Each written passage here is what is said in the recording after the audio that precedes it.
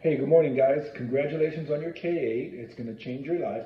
So what I'm going to do today, my name is Lynn Soto with Enagic Kangen Water. What I'm going to do today is I'm going to show you how to use the K8, right, just to produce the drinking water. So first thing we're going to do is you're going to turn on your water. And when you turn it on,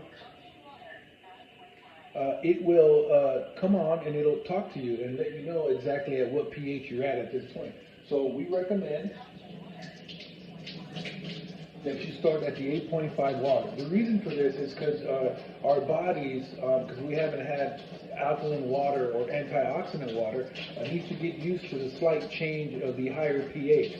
So we recommend that you do 8.5 for 1 week, right? And then after a week, you can bump up to 9.0.